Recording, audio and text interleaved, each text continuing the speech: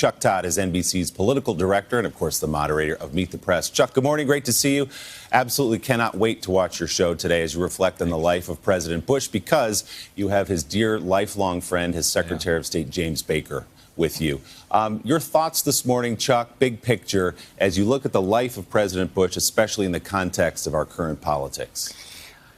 Well, you know, it's hard to sum it up shortly, but I mean, if you think about where President Trump was this weekend at a meeting of a group of nations, and it's called the G20. Now, the G20 didn't exist when President Bush was in office. It was back then the G7, and then, of course, the idea of trying to bring Russia into the fold.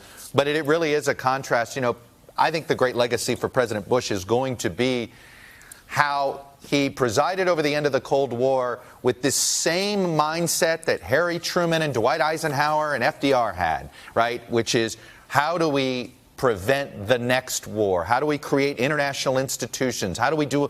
And President Bush sort of reaffirmed those goals, reaffirmed those institutions. Angela Merkel, sitting next to President Trump yesterday, called President Bush one of the founding fathers, essentially, of Germany reunification. So I think it shows you that's what his historical legacy is going to be. Yeah, a bit of a history lesson at the G20 there. So, Chuck, let's talk about what actually happened down there. Obviously, the president went to Argentina with new developments in the Mueller investigation and Michael Cohen in the background. The president effectively avoided people. He avoided Putin for the most part. He avoided the Crown Prince of Saudi Arabia. But he does come home, as he announced on the plane yesterday, with something of a trade truce with China.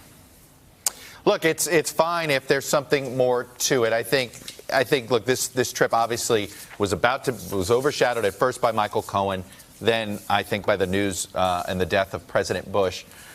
But obviously the Michael Cohen news has got the president rattled. He seemed to be very upset headed down there. It does have a feeling, it's hard to not assume that there wasn't some impact from that into why they canceled a formal meeting with Vladimir Putin. They kept the president off from speaking to reporters too much. I think all of it designed really so that he did no harm on this one, that there wasn't any sort of huge statement that he said that would create a cleanup problem for them here in Washington. So I understand sort of what he did down there, but I think I don't think this is a trip that was filled with a lot of successes just yet. Kind of unremarkable G20 this time around. Chuck, thank you very much. We're going to look for much more, as I said, on Meet the Press when Chuck talks about the life and the legacy of the late President Bush with his Secretary of State and good friend, James Baker, as well as former Vice President Dick Cheney.